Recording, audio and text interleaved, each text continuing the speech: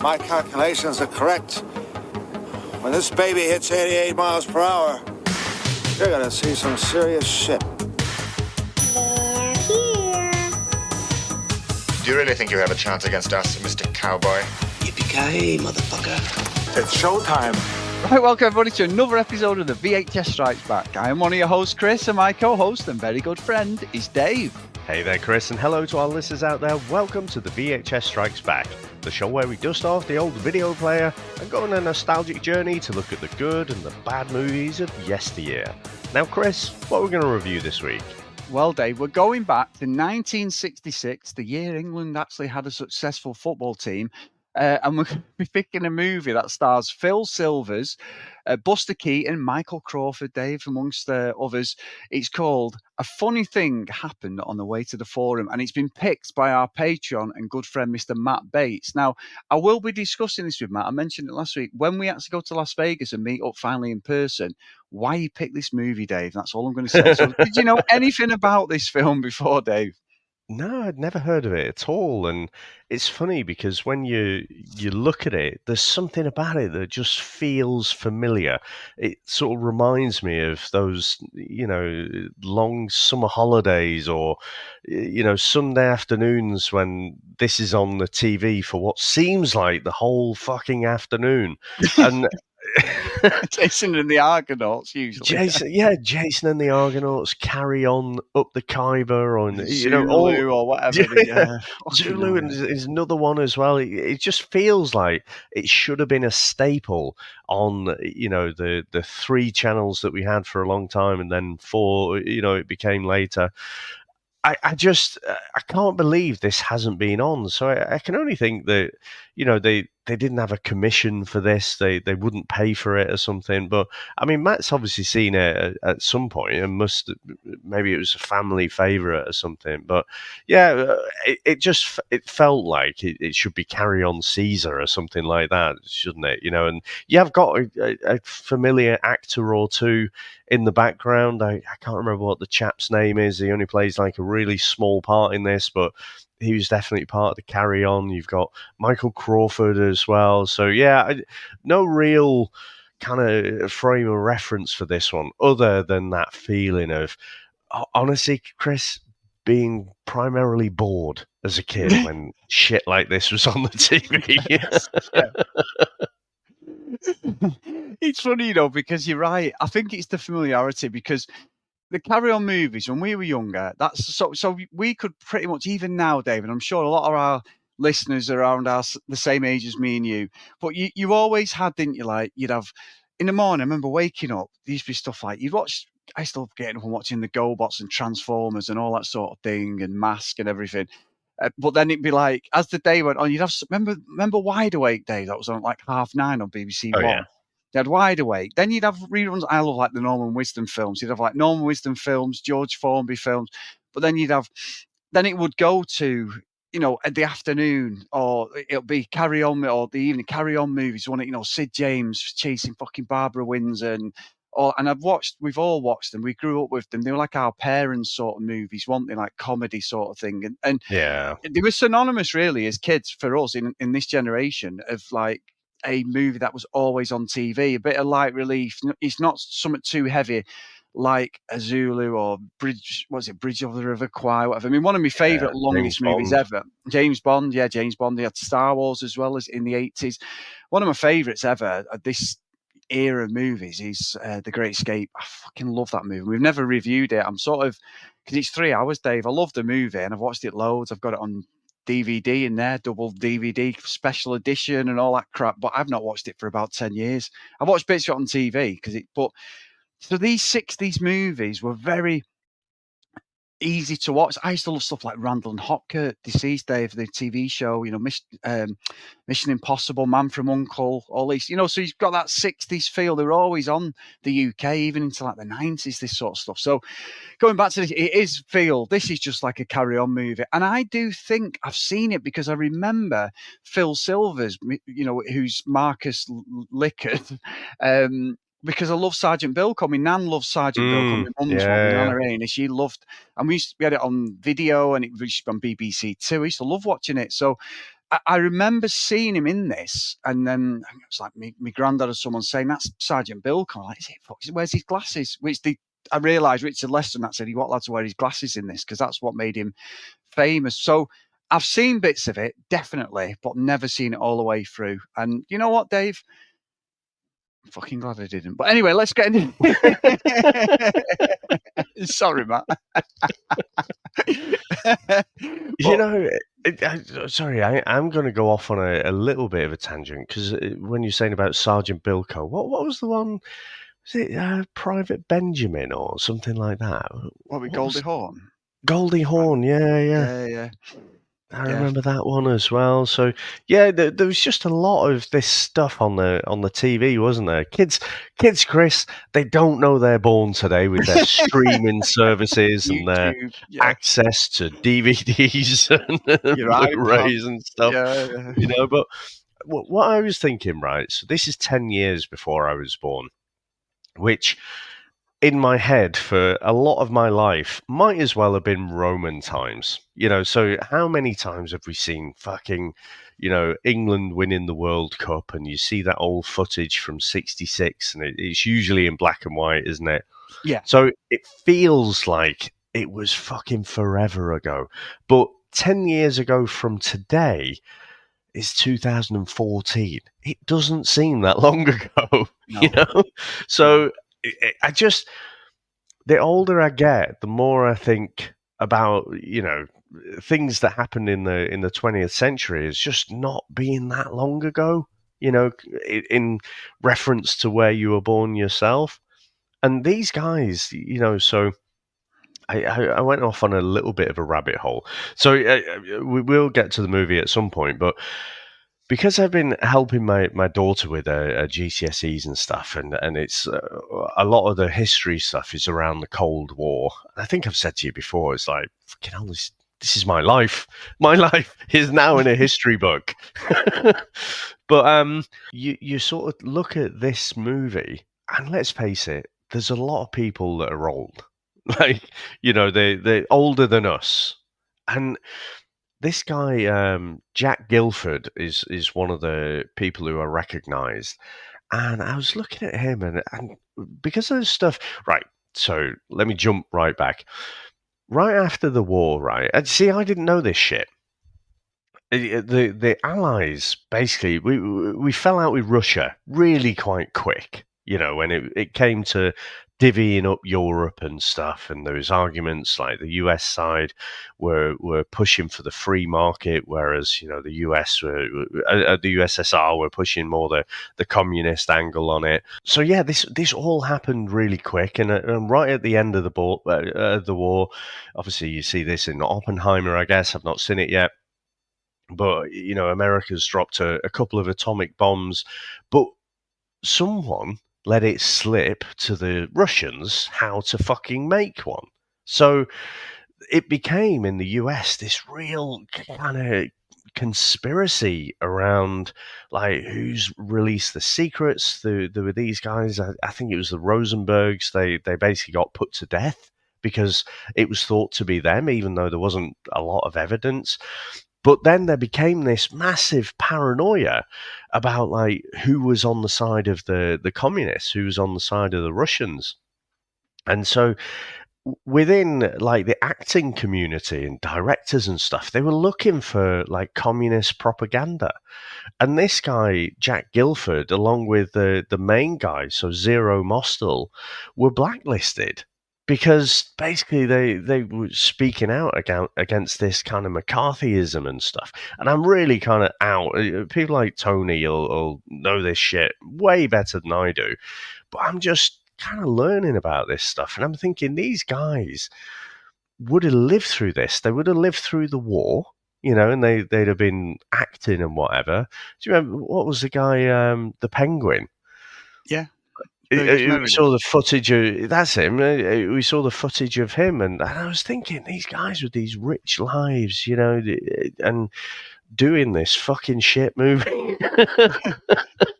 So yeah, it's just a weird mental rabbit hole that I was off down, and thinking that they really had to kind of suffer for their art, as they say. You know what though, and it's interesting because, like, I think you said about like the 20th century. You think the evolution of the 20th century to now, and how privileged we are as people compared to the people who came before us, our grandparents, whatever. You know, wars, everything, and you know, all right, for us, the one thing we dealt with was a lockdown. It's not the end of the world. We got told to stay inside, didn't we, and drink loads of beer and have barbecues watch every day. Netflix. Yeah, it's amazing how the weather has been absolutely shit. Now everyone's back at work, but at the time, no planes, no, there's something there. But from March 2020 to like bloody September, it was unbelievable, wasn't it? It was like a free for all. No wonder I put weight on, Dave. It was just fucking drinking. I think we're so privileged, and the way we can express ourselves, and our kids can express ourselves, and their kids are able to express themselves now. There is more things that are available to get yourself out there to do things. When we were younger, you had 4 TV to 2 or 3 TV channels, didn't you? These sort of movies were just adapted all the time, weren't they? I mean, I hated watching movies on ITV as a kid. They were on Back to the Future first come on BBC. I was so happy, Dave. I'm like, don't put it on ITV. Whereas now, Back to the Future is on fucking ITV nearly every Saturday or whatever. But when we were young, I was like, please go to ITV. Star Wars, for the love of God, it's got to be on the BBC. Nope, ITV. James Bond, ITV. Have you seen the, was it Chile or Brazil or something, where they incorporated beer adverts into Star Wars? Have you seen that? Yes, I have seen. Yeah, it's fucking amazing. Yeah, it's so I think you can get like little action figures of, you know, Uno Cerveza or something like that. So fucking brilliant. But yeah, it's a different world, isn't it? Like completely different world, and these sort of movies have a place, don't they, historically? For us, they're very reminiscent of what we watch. But I think you're right. We're completely going back to what you said originally. This has the carry-on DNA stuff with a bit more of a stellar cast, but there is nothing different in this movie and a bit more of a budget that I couldn't have seen Sid James fucking doing. Especially the way the women are depicted in these movies. But I know we've not got into the trailer, but I'm sort of interested what you think, Dave. So shall we get into the trailer? Let's go.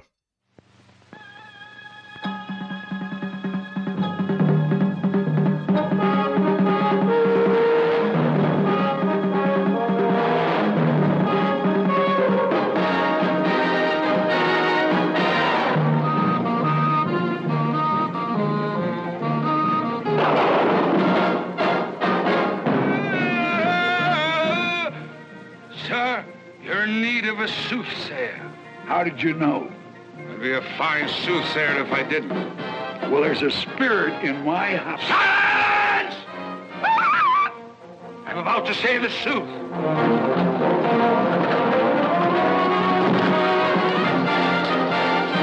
If I've told you once, I've told you 100 times. Do not fan the girls when they're wet. But you'll never learn. You'll be a eunuch all your life.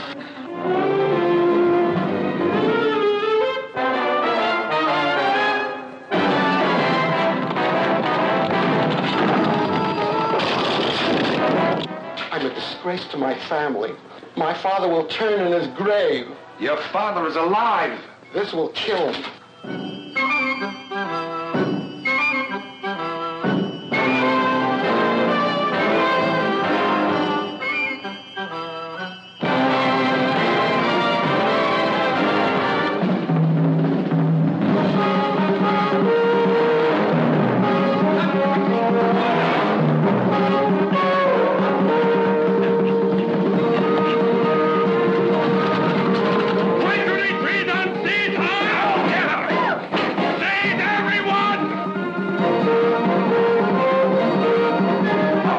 Refreshing climate in the world.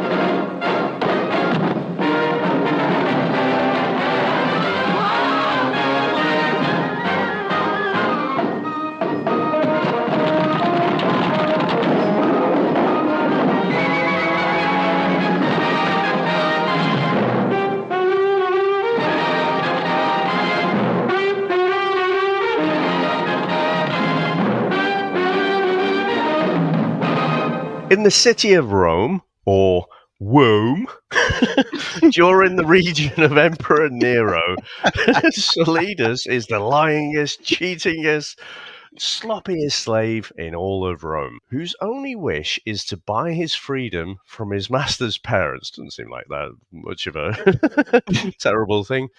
The henpecked Stennis and his overbearing wife, Domina. Solidus finds out that his master, Senex's handsome but dim son, Hero, has fallen in love with the beautiful Phila, destined to be a courtesan, from the house next door of Marcus Lycus, a slave trader.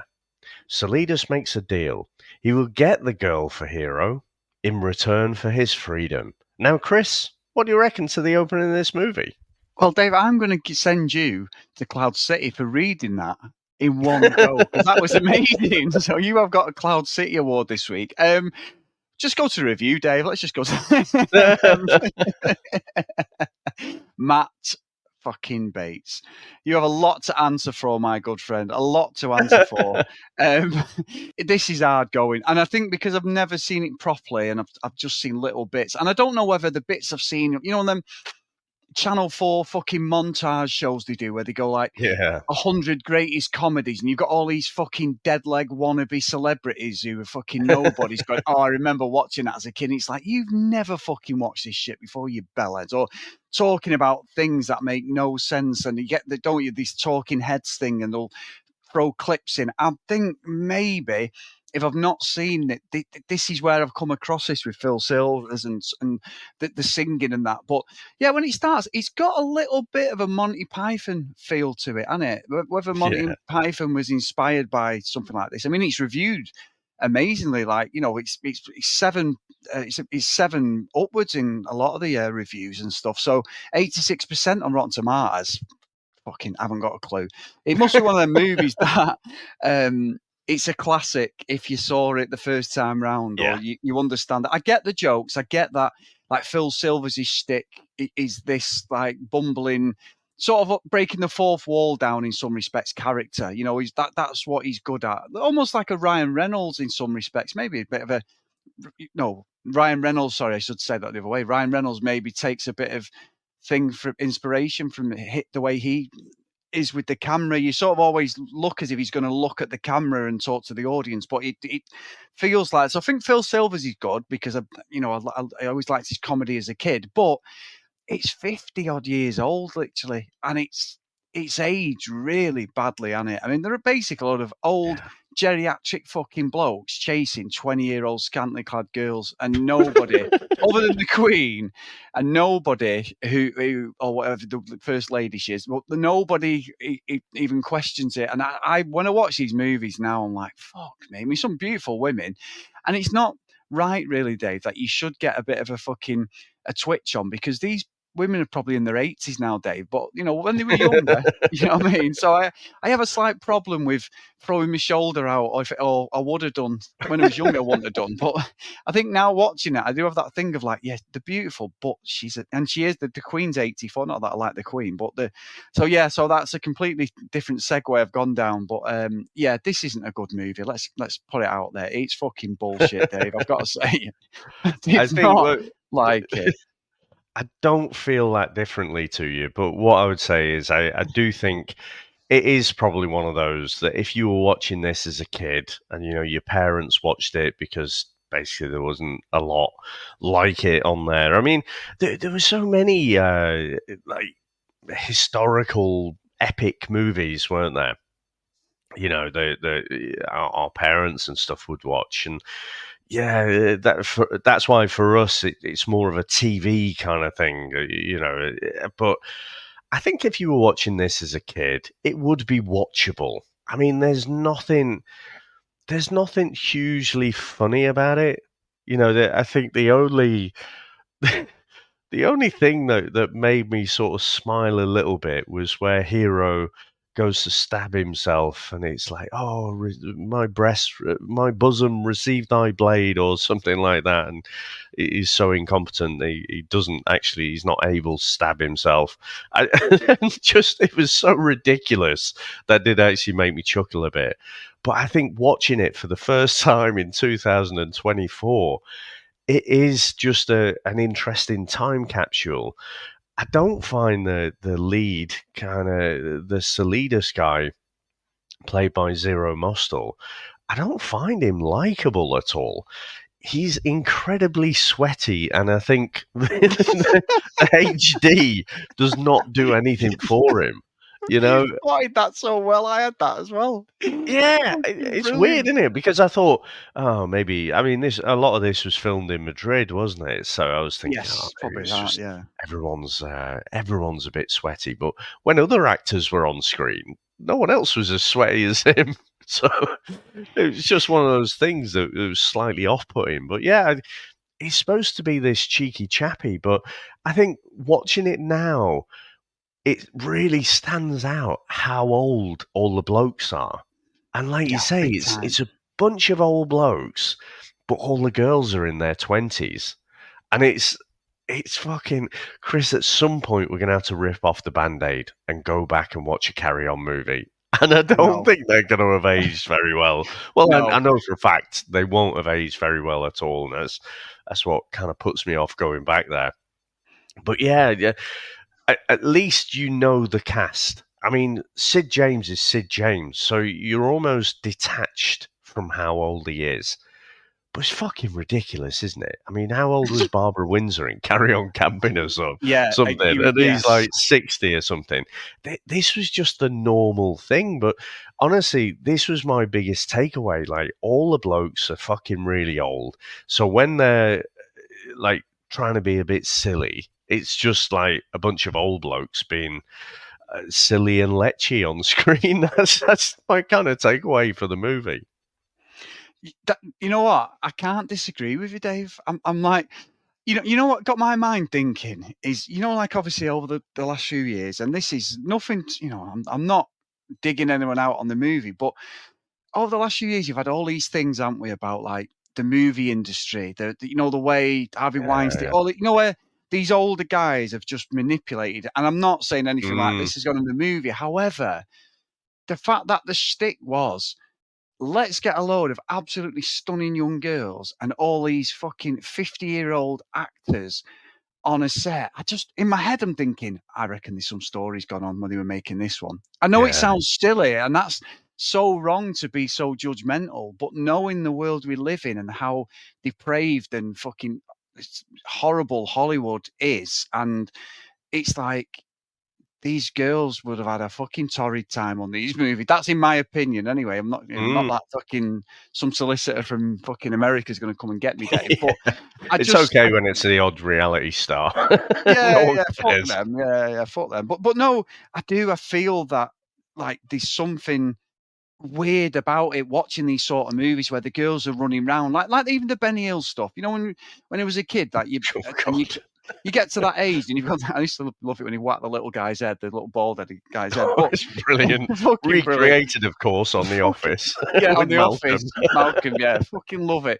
But when you look back now, and he was chasing the girls in the sussied up and everything, and that's where you used to think nurses, like when you watch Carry On fucking Matron or whatever it was, and then that Barbara Windsor's there in the fucking high heels with the pinstripe fucking suspenders on and all that, and then you've got steady. Let's not go too far. I mean, there are certain things that are imprinted on one's young mind. Well, exactly. But then you watch Benny Hill and it'd be like, oh, hang on a minute, you know what I mean? So, but these weren't real things, but as a kid they're always impressionable, you know what I mean? So, but yeah, I don't know. I can watch, and I do. I can imagine like Carry On Camping, which is one of my favourites of the Carry On movies. And obviously, we must improve our bustling and all that crap with Barbara Windsor. But I always find it dead funny. But when you watch it now, it's like Sid James is with his missus, and obviously Barbara Windsor. And then you've got that Bernard Thingy, the big bloke who was a wrestler, and Breslow, but it was Breslow with his missus. And I'm like, or like Carry On for your convenience at the Toilet Factory. I've watched them all, but I think you're right. We're going to have to rip the Band-Aid up, but I've got a feeling we're going to be like, oh, fuck me. This is terrible. Not even funny, but so familiar. But yeah, this is really difficult for me to separate watching it. And I think there's some good action in it. Like some of the scenes, the way they've got them set up and the stunts and that. I know Michael Crawford did literally all his own stunts. He did it, and some others do have him. He was literally a stuntman, wasn't he? A bit like Burt Reynolds. He did most of his own stunts, and Burt Reynolds was a stuntman. Now there's a parallel. Michael Crawford and Burt Reynolds. Yeah, Michael Crawford and Burt Reynolds. They were good friends, Dave. Yeah, they used to swap stunt stories and everything, I believe.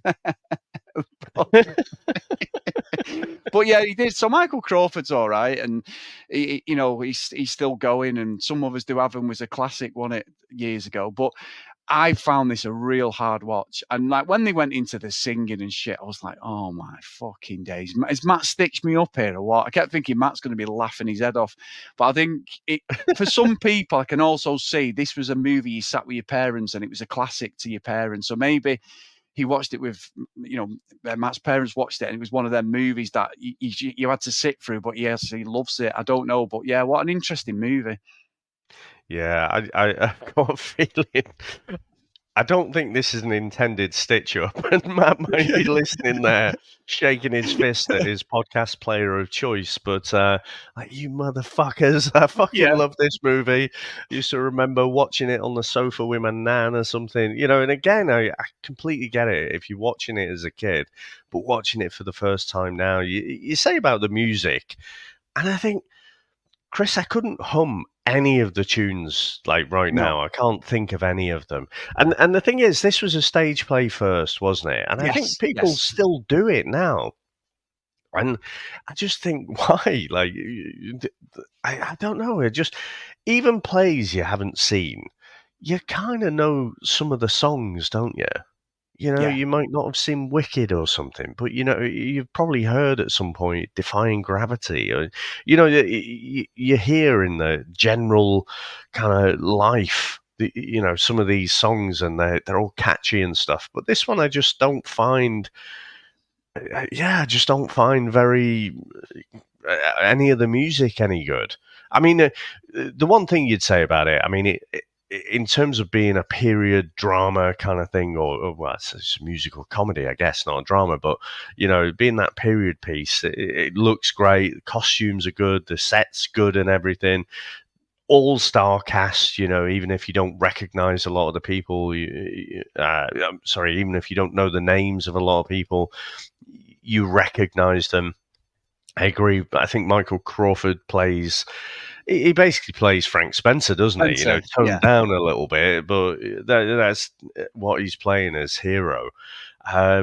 It's just a weird one to watch for the first time. Yeah, it is. And I think obviously the king, he's fucking absolutely trying to get his leg over, isn't he? The whole carry-on stick with him more than anything is basically his missus is there. She's dead stern, but she likes this other guy, the one who's coming, the big domineering guy who's apparently, I'm quoting, raped these towns, Dave, Farce, whatever they were saying, and all this stuff. That was one of the jokes. Obviously, I delivered it as well as they did, Dave, because that was terrible. But then she wants to get level. But yeah, it's weird because he's running around, isn't he? And then you've got this like bigger lady who ends up sort of nailing all of them, don't they? They're playing it up. Like she's behind the narrator guy. And she's like, oh, at one point, and I'm like, what the fuck is going on here? It's like, the size thing was a massive issue, and it's still an issue. It's more acceptable for people different sizes, as it quite should be. Growing up with a fucking body dysmorphia, as I'm sure we all did, thinking that we all had to look like Stallone or Arnie, not realizing that you had to take your vitamins or Hulk Hogan or whatever. As a man, I always think I've got to be fucking ripped up. Women are not going to like me. As a kid, I used to think my fucking girls aren't going to like me because I'm not fucking got a six pack. I don't look like Van Damme or whatever. I mean, I look like Patrick Swayze, Dave. I mean, that picture I've put up with the hat and everything, next of kin. You know what I mean, Dave? I mean, John Hammond could see it. Toy Story, to be honest. Dickhead. You fucking put, you put finger, didn't you? What was it? Fucking Steptoe. Steptoe. Did look like Steptoe, actually. Now I've lost the weight. My fucking nose looked massive. Someone from work went, fuck me, your nose. I went, no, honestly, my nose looks like it's been fucking photoshopped. I was like, fuck me. Anyway, people were slating me about it. So I did the old reverse thing, and I got Patrick Swayze from next to kin, and I did a bit of fucking thing. I'll put it on Twitter actually, Dave. I put it on, but it's uncanny, the resemblance, Dave. David Beckham, fucking Swayze. I'm back, baby. 45, there's Renaissance. Anyway, what was I talking about? What was the song? Fucking gone off on one on it.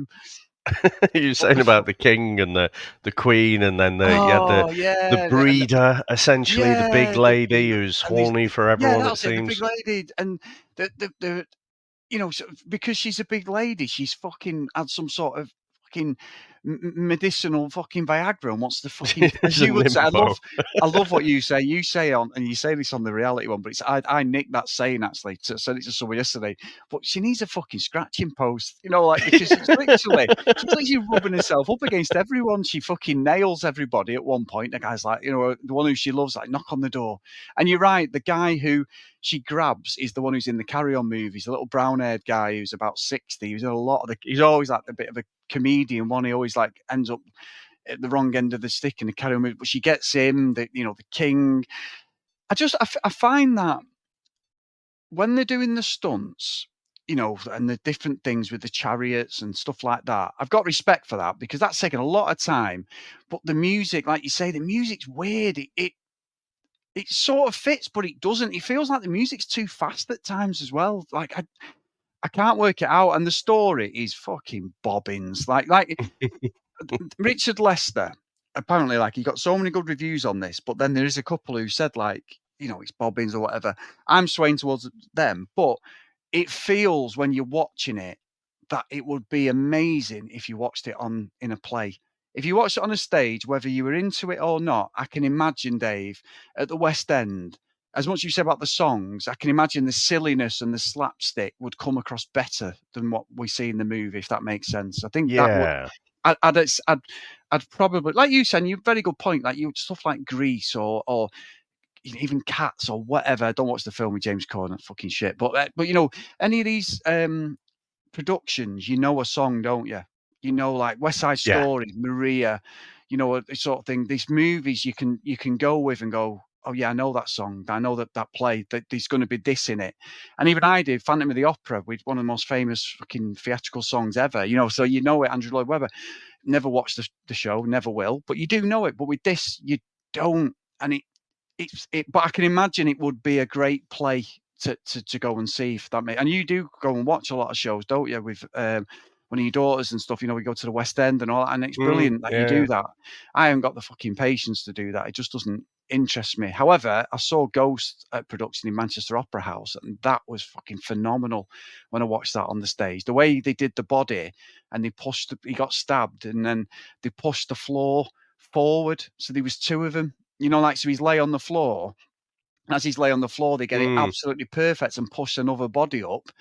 And there's, I don't know his fucking name. I don't know what his name is in Ghost, but he stands up and it's like, what the fuck? It's so clever the way they did it with the lights went down and everything. And as he gets up and looks at his own body, it was really clever. But so I have seen a few shows. It's just not something I usually go to. But yeah, so I've gone a bit of a tangent there. But I just feel this would be a far better show than a movie, which is very difficult for me to say because I always prefer the movies. Yeah, and honestly, I defy you not to enjoy Back to the Future, the musical. Oh, that'd be amazing. Fucking amazing. And it's really clever, the way they get the stage set up and everything, because it's not like someone just rocks in and then just sets up and all the set is crap and stuff. They've set up the show to run like 2 shows a day, and so the kind of special effects that they put on there are pretty amazing, to be fair, how they do it. It's so clever and well thought out. But I took the kids to watch musical last week, and Frozen the musical. And I'm sure the kids should have liked it more than me. I fucking loved it. It was great. But, yeah, I think I agree with you. I think as a play, seeing it live action, seeing maybe people ad lib a bit, be a bit silly, go off script a bit, I can see that would be better, more enjoyable. And yeah, I can't shake that dirty feeling. Like you say, there's a lot of tropes which are familiar from, basically the Carry On films and films around this era. So, the big lady. So, Matron in Carry On, Matron, was horny as fuck, basically, for everyone. Yeah.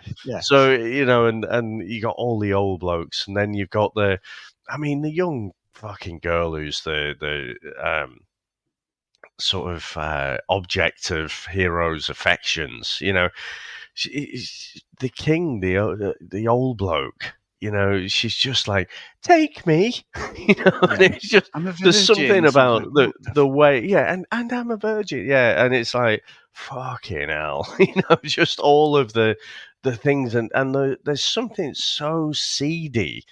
It's supposed to be funny, but so seedy about the king and the way he's like, it's just like, oh yeah, I've thought about it once or twice, and it just feels so wrong, and I'm sure it's really comfortable, really funny to people who've grown up with it, but yeah, just not for me. Didn't do anything for me at all.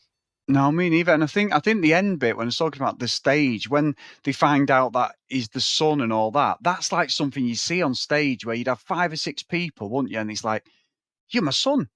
He's my son-in-law. He's my brother-in-law. He's my niece, my auntie, my uncle, whatever. That's what really made it feel like they'd just taken the script from not really adapted it, because it just felt that.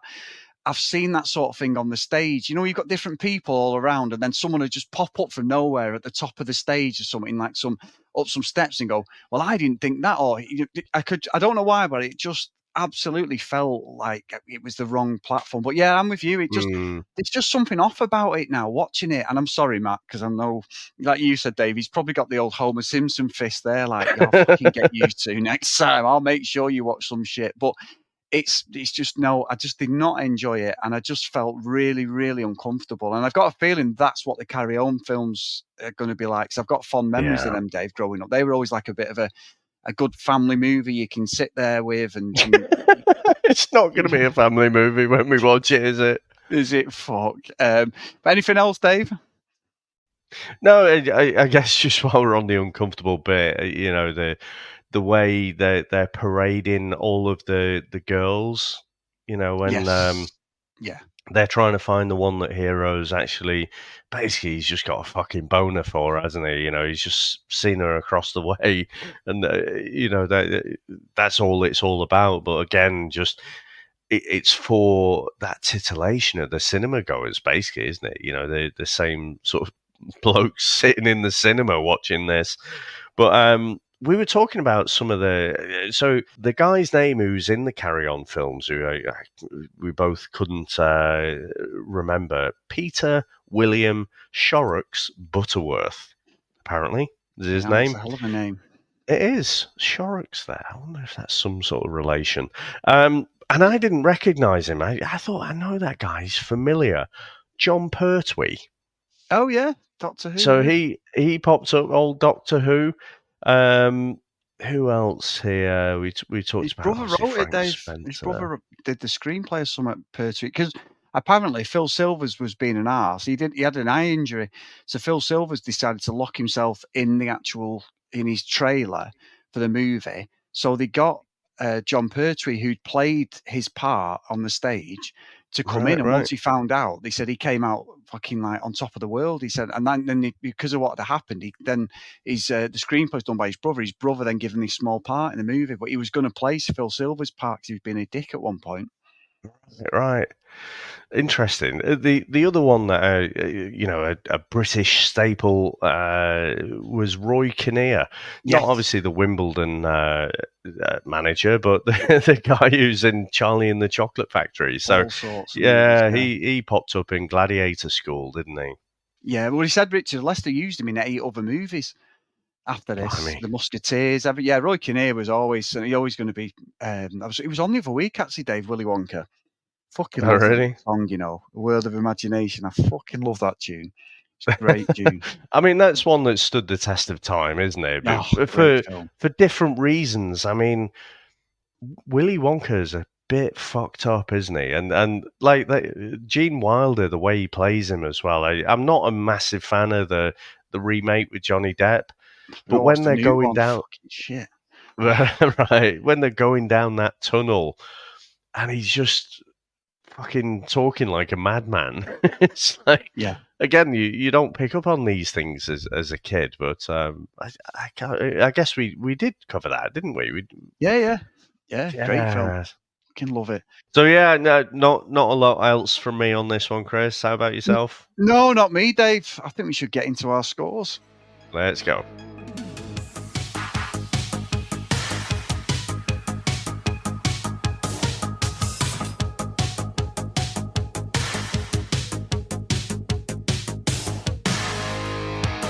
So, Mr. Matt Bates, I've been thinking, what the fuck am I gonna do here?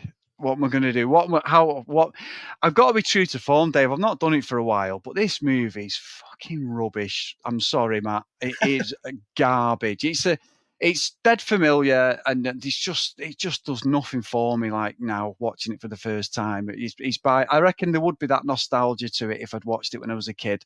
And like I said before, I have watched bits of it. I'm going to send it, Dave, to Alderon. It's garbage. You bastard. I will never, ever, you bastard. I will never, ever watch this fucking movie again. It was absolutely awful. So it just does nothing for me. It's aged really badly. And I want to send that off into the fucking atmosphere, never to be seen again. So what about yourself, Dave?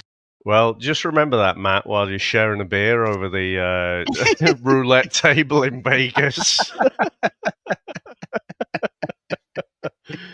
I wonder where Matt actually thought we were going to send this one, because I don't know. I'd be interested what other people think with both frames of reference. Like if you've grown up watching this as a kid, again, I think you probably. I wouldn't say you'd love it, but it'd definitely be like a comfort thing, and whereas if you're watching it now, I just can't imagine many people enjoying it. So I'm not going to be quite as harsh as you. I don't think it is so bad that it needs to be jettisoned off. I think it can be. I can imagine watching this a couple more times, which I'm never going to do. But it would feel more familiar, and you could kind of, if you're basically paralyzed on the sofa and couldn't reach for the remote control, it'd be watchable, I think. But yeah, I can't imagine where I wouldn't be sort of looking for something else to watch. Maybe the Apocalypse as well. That would be another case where I could see, if this was the only thing streaming, I could watch it. But yeah, so I'm going to put it to Elm Street. I think the best thing about it is the cast, really. The fact that there are all these familiar faces, the fact that there are all these familiar tropes. Not all of them positive from around this time. With basically comedies, it just makes it a bit of a painful watch for the first time. Well, I'm surprised by that, Dave. I thought I'd done you when I said I was sending it to older, and you doing the same. But I can't disagree. So, Dave, next week, and big thank you, Matt, as well for that, mate. I have enjoyed chatting about it. It's our good friend Math, Dave, and he's picked a movie from 1989. I have never even heard of this one. So this one is a sci-fi robot battle movie as such called Robot Jocks. So let's get into the trailer. Okay, now, Dave, this is a Transformers rip-off or what? It's a new age of combat. Human beings, genetically engineered to be the best fighters in history. Two champions. It isn't over until someone wins. For me, though, I do remember seeing this one. I didn't realise it was as late as 89. Kill it! I have already killed you. But this was... Invincible Men. This is basically what Pacific Rim is ripped off. The ultimate killing I've never seen machine. Pacific Rim, I'm gonna get in this thing! I don't know if you're missing out on much. No, please. Oh, this looks amazing. Oh, it looks like fucking Power Rangers the way the fights are. My word. He got a bit of a lob on there, didn't he? The robot lob on. Chainsaw erection. The battle's over! Not for me. This looks amazing. We've just covered probably one of the fucking greatest fucking comedies of the 60s with an all-star cast and slated it, and then Math brings Robot Jocks, which looks like something you find in the 50p bin in the pound shop. It's even reduced in the pound shop, and I'm fucking getting more excited. But Dave, that looks fucking ace. I cannot wait to watch that. I'm surprised to hear you say that with your aversion to sci-fi, but It's funny, right? I was talking the other day to Max about I used to go up to the comic shop and there used to be this comic, Spider-Man and Zoids, this weird kind of mashup. But do you remember Zoids? No. That was a similar kind of thing. The little action figures and stuff where you had these basically robots. They were more like you get scorpions and stuff like that, and you'd have these little people that were controlling them. So I think that was probably before this as well. So you know what? It obviously takes a lot from Japanese cinema, doesn't it? It kind of looks like the old Godzilla, and actually I should do that at some point because that's horrendous. Just a bloke in a dinosaur outfit, walking around this model city. So yeah, I remember watching this at the time. Like I say, in my memory, it was earlier than '89. But it doesn't actually look that terrible in terms of special effects. But let's see. Yeah, no, it doesn't. It doesn't. Dave, that looks. I used to watch the Power Rangers. One of my little cousins, he loved it, and Jordan loved the Power Rangers. She had all the suits, so that looks like I was watching an episode of the Power Rangers. Fucking brilliant. I'm not into sci-fi though, Dave, as you know. But anyway, if you big thank you to everyone as always. We've actually had a couple of emails, Dave, that I've not read out. So I want to read a couple of emails out actually, which is really nice. So we had an email from Greg a couple of weeks ago, and he's put, "Hey, Chris and Dave, just a note to say I love listening to you guys on the podcast. I'm from the same generation and can relate to a lot of the banter and the stuff you discuss. I definitely want to come up with some review ideas and requests in the near future. Also, I'd love to see you guys do a video version of the podcast as well to upload on the likes of YouTube. I feel that would definitely encourage more interaction." Now, obviously, Greg knows me and you, Dave, models, both of us. He understands that. We're aging like fine wines, not like curdled milk. He just always gives some thought. Wishing you all the best. I'd love to chat films, cinema sometime with you guys. I often like to talk about films in general in everyday life, including on YouTube, social media, but not often in the collaborative way of other people. I hope this message finds you well. Keep up the great work and take it easy from this Scotsman in Stratford, Ontario, Canada, Greg. So thank you so much. That's a great email. And then we had another email, Dave, from our good friend Lorraine, who's a supporter over on the CD Reality Cast as well. So 60 Minutes she's entitled it. She put, "Hey, hi Chris and Dave. I'm still loving your reviews, given how much Chris loves mixed martial arts. Have you watched 60 Minutes on Netflix?" No, I haven't. Have you watched that, Dave? No.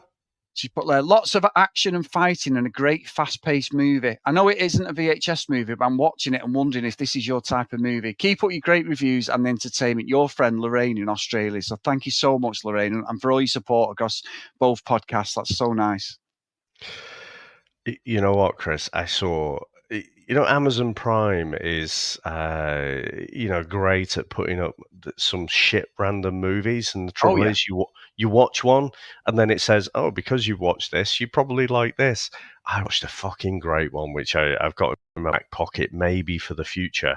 It's called The Legend of the Seven Golden Vampires, and it's it's a weird martial arts horror extravaganza. It's got Peter Cushing in it, though. An extravaganza, Dave. An extravaganza. Honestly, it's fucking amazing. Amazingly bad. So I'm going to keep that one in my back pocket. Well, it's my pick in a couple of weeks, Dave, and I'm bringing the heat. We're going back. We're going old school. That's all I'm going to say for my pick. I'm not saying any more. But anyway, massive thank you. And thank you for them emails, Greg and Lorraine. Really appreciate it. If you do want to email us, the VHSstrikesback@gmail.com. If you want to follow us on social media, @VHSstrikesback. And as always, if you get a chance, please drop myself and Dave a review on the podcast. We do appreciate all comments and feedback on what we do. And it just gets us up there in them charts all over the place.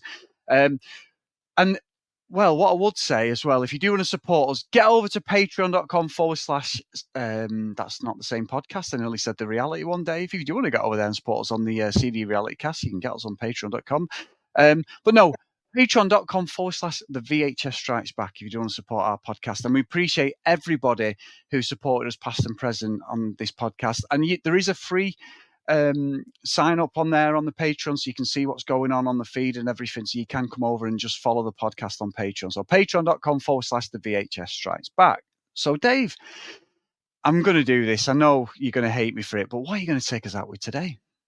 Well, you know what, Chris? When it gets to this point and we feverishly realise, oh shit, he's got checkmate here. There's no way to wriggle out of this. You sort of remember, and it is this weird mental block, and you're sort of scouring through the IMDb quotes, and usually, you know, the top well-known or the funniest things are usually at the top because people get to rate them. It's like this, you know, almost like Rotten Tomatoes. You say, "Oh, I like that one. I like this one," and this sort of is not funny, but it goes again to say like how fucking wrong some of the humor is in not just this movie, but around the time. But the most popular quote in this is an interaction between Filler and Pseudolus. And Filler starts off, says, "That's the brute who raped my country, Thrace." Pseudolus says, "He raped Thrace?" And Filler says, "And then he came and did it again, and then again." And Pseudolus says, "He raped Thrace thrice?" Fucking hilarious, Chris. Really funny. As David Brent said, you know, or Ricky Gervais rather, you know, our rape joke's funny. Well, clearly the writers here thought it was. So, yeah, anyway, Chris, thanks very much, sir. On that fucking horrendous note, I'll speak to you next time. Bye. That's it, man. Game over, man. It's game over. What the fuck are we gonna do now? What are we gonna do? Maybe we could build a fire, sing a couple of songs, huh? Why don't we try that? We better get back, because it'll be dark soon, and they mostly come at night. Mostly. I'll be back. That's not. We came, we saw, we kicked its ass. Wax on, wax off. Get to the chopper! One ring to go. All right. Ding, ding. Bust you up. Go for it. Well, here we go. Ain't so bad. Ain't so bad. Ain't so bad. Come on. Come on, ain't so bad. Come on. You must be crazy or something. I'm crazy. You just a stupid fool. Yeah, maybe you're crazy. I ain't breathing heavy. He's a fool. He's stupid. I've seen you in 6 months.